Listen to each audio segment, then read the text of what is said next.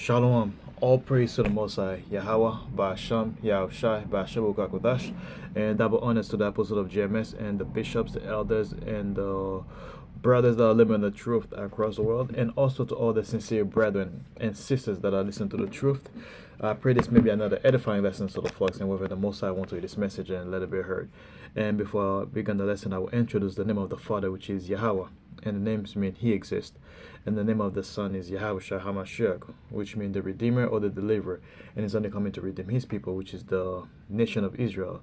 And in today's age, you would identify them as the so-called Negroes, so-called Latinos, and the so-called Native Americans, which scatter on all four corners of the world. And it looks like they're the nations and also practice the custom of the other nations. With that, that'll be it for the introductions.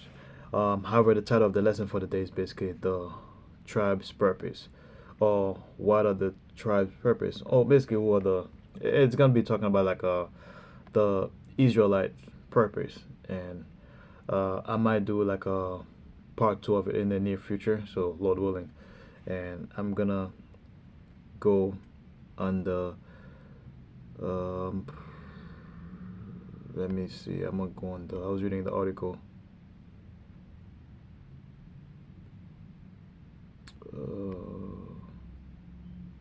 I'm going to read an article on YouTube, or when I click on what are the tribe purpose, it give you like all the details, and it says like, well, I'm basically AI overview, and it says the primary purpose of the Israelites, according to the biblical teachings, was to be a holy nation and a light to the nations, demonstrating the Most High's character and covenant to all people. And you find that in basically Deuteronomy 7 verse 6, when he says like out of all the people in all the people on earth, you only have I known. So that's one of the verses you find that. And he says they were choosing to be model nations, showcasing the blessings of obedience and the consequences of disobedience to the Most High. So the Israelite was choosing as a model nation, like the gold standard or the standard of excellence. So basically, we were a ruling class people, because all the nations are beneath us. And a perfect place to find that is basically when you see like a Second Ezra 6, verse 56, because like due to the fact that Esther was choosing to be like a example, if we obey the Most High, what would happen? A perfect example is like Deuteronomy 28, like the first 15 verses tell you the blessings. Like if we follow, if we hear and pay attention to what the Most High says. However, if we don't pay attention, if we disobey Him, you're gonna get the from 16 all the way to 68. It's gonna be all those curses that would happen to us, basically, man. And the Most High also make a clear distinction basically of what the other nations are to Him. They basically like a spit. They are basically completely irrelevant. And you find that. Let me.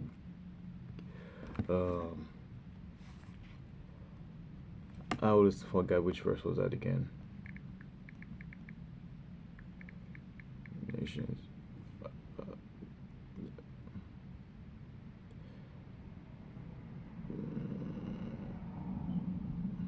You find that in multiple verses, like the other nations are like spit. Like you find it like a well, the one I was going to read is basically Isaiah, Second Ezra 6 verse 56, and you also find that in Isaiah. Let me see which one was it again. I think Isaiah 15. Yep, Isaiah 15. No, Isaiah 40 verse 15. I should said. Ah, so basically, and it's like ultimately, their role was to serve as a lineage leading to the Hamashiach, Yahushai, no Messiah, Yahushua Hamashiach, to whom the Most High will bless all families of the earth. Well, that's kind of off right now. When he was talking about the families, talking about the Israelite families initially, since the Israelite was gonna rule the entire earth. So basically, everybody was gonna be at peace. They were just gonna be under submissions. And a verse that will tell you like Proverb 29 verse 8 that says like when the righteous are in authority, the people rejoice. And like right now, the people are not rejoicing on the planet right now because the devil Esau Edom is ruling. So basically, when and the same verse told you like when the wicked ruling, the people mourn. And like right now, that's exactly what's happening right now. The entire planet is mourning. Everything is mourning. from the people. Us first and foremost, we are the one that's also that's mourning, and after that, the other nations are mourning, and the animals are mourning. Nature itself is mourning. That's how bad things are right now. Everybody's waiting for Yahweh and the elect to go back in their positions, and right now we're entering that period right now. And let me go down in the here's more detailed breakdown. Holy nations. So the Most High called the Israelite to live a life of holiness and distinctiveness, setting them apart from other nations. So we were completely set apart from the other nations. We are above them. We are the kings of the planet, of the universe, and them they are a servant. Light to the nations. They were a beacon. The Israelites basically were a beacon of truth and wisdom, demonstrating the Most High's righteousness and attracting people to Him. Servant of the Most High. The Most High intended Israel to be His servant, a people who would reflect His character and demonstrate His ways to the world. And the next one say, model nations. Through their actions, other nations will witness the blessings of obedience and the consequences of disobedience to the Heavenly Father. So basically, we're like a model nations, like when the scriptures say we are king and priests. And priests, basically, in the kingdom, basically, we're going to be like a king and priests. We're going to teach the other nations our law. Basically, our law is basically the Most High, the Heavenly Father, Yahweh, Yahweh Shai. So basically, in the kingdom, we ain't gonna be working. All the Israelite males are gonna be kings and priests. We're gonna be teaching the other nations our ways, which is the right way, the holy ways. Like when they go off, they're gonna they're gonna be judged according to what they go off, basically, man. If somebody practice sodomitism, they're gonna be put to death.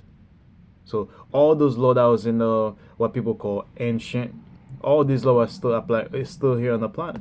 It's just like we're under the grace that's why they're not manifesting right now. But in the kingdom, everything is gonna go back according to the Bible. You go off, you get judged.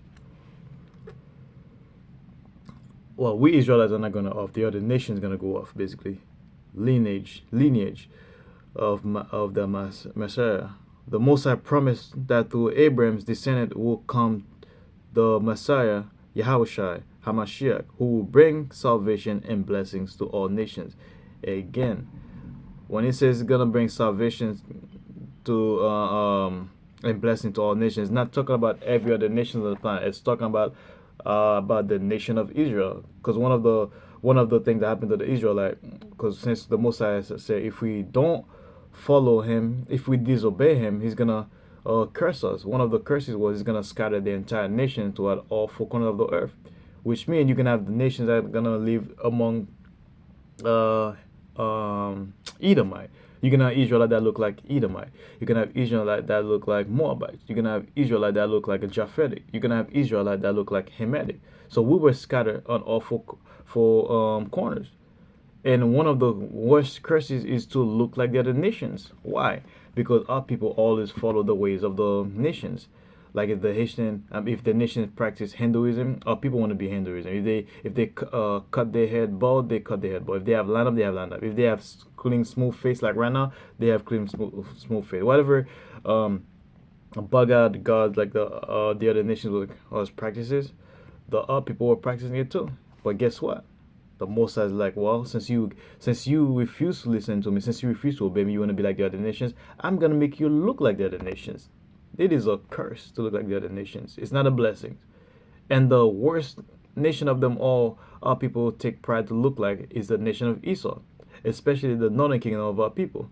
Because the southern kingdom, even to this day, even though we're catching her under the Edomite, even though we have coons that's worshiping this devil, but southern kingdom always take great pride of keep themselves looking Negroids, well, especially the elect of our nations, man. Because when it comes to the apostle, always make that reference. Like the northern kingdom love Esau. Like if the Esau's above them, they completely happy. And you see like when you work like any lame ass jobs, you got the southern kingdoms always at the bottom, and there's always putting like well, when it comes to us southern kingdom, whatever plantation we're working on, you can see that the Jake Mills always working, breaking their back, and they always put like a damn woman above us.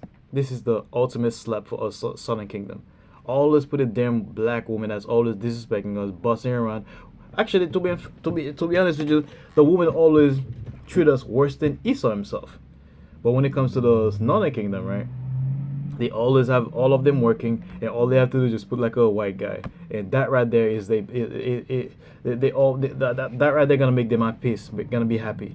As long as there's a white man above them, they always gonna be happy because they always view the white man as a god.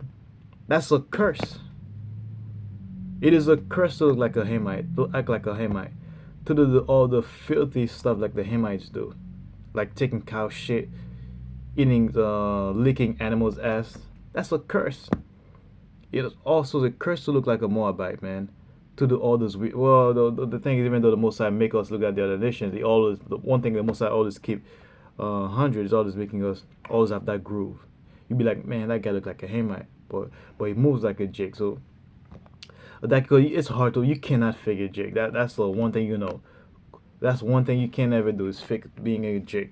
So yeah, so back to what I was saying, it is a curse to look like the other nations, to eat rats, to eat all filthy, abominable like a Moabite, or to have like a shit like in your face like a Elam, and your head like a Elamite. It is a complete curses. So that's why when I was reading that part, when it says like um, when Yahushua was coming back to bring salvation and blessing to the nations, it's not coming to bring the blessings to the other nations. It's coming to bring blessings to the nations of Israel. All the Israelites that live among the other nations. You find out in the book of Revelation 7 verse Revelation 7 verse 7. Wait, let me get that real quick. Revelation 7 verse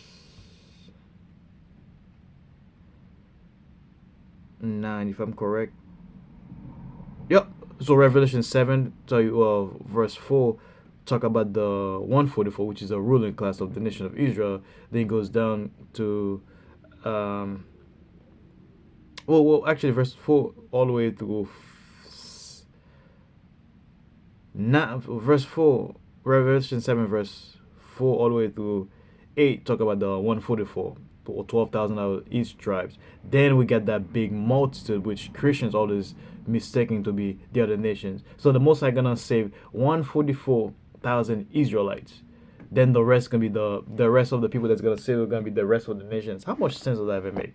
So when you read that part, so that big from the number from 9, that basically the multitude was basically Israelite that live among the other nations and that looks like the other nations. But when I do my introduction, one of the things I always say after I praise the Most High, why I shine, I always introduce it by saying like I always talk about the basically the book of the Israelite live on that side, which is Americas, North America, South America, and Caribbeans, which is basically the Negro, which is I'm myself a so-called Negroes from the tribe of Levi. Then you got the Latinos, which is what you call like Mexicans, Cubans, Dominican, Puerto Ricans, and what else? You get the point. Then you got the Native Americans. When I say the Native Americans, I meant like the Indians from what you call like what is like North American Indians, Seminole Indians, Aztecs, Mayans, Tainos, Ararak. What else? All the native Indians that live on the north, south, and the Caribbeans, and these are the 12 tribes. And I also always mentions the scattered Israelites, those that live in the West Africa, Europe, Asia, um, um, Australia, because our people live in all four corners of the world. So I always make that distinction. And also, who looks like the other nations. Not only they live around the nations, they also look like the other nations. And on top of that, I always mention that they practice the custom of the other nations. These are the multitude, like Apostle John, the Revelator, was seeing when in that vision. So that's why when you see that multitude, that's what we're talking about. And you also see it in other books such as Oh damn! I forgot which other book I mentioned again. I can't remember what other book that have like that mentioned the. I think it's Isaiah. I can't remember Isaiah.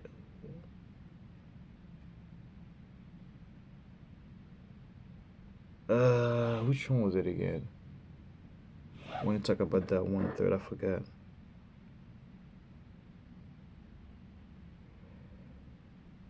Let me see if I can find it. I can't remember exactly, but I know it's. I don't think it's Isaiah 14. Wait.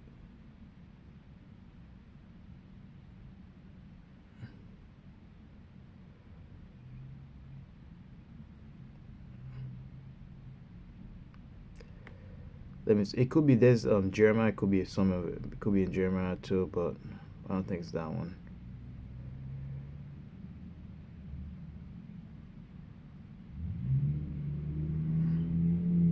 Let me find that real quick. Isaiah 14. Yep, Isaiah 14. For the Lord will have mercy in Jacob, Israel.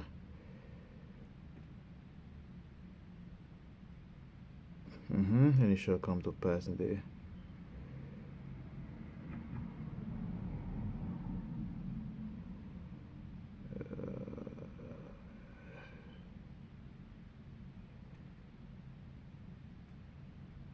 I'm sorry about that. I'm just looking for the verse.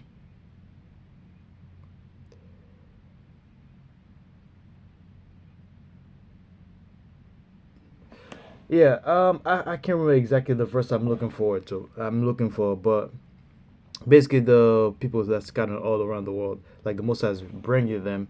When Yahusha is coming to redeem, when Yahusha's salvations, when I was reading from that book, and blessings, when he said bringing salvation and blessings to all nations, talking about like the Israelite that live among the other nations. So, um,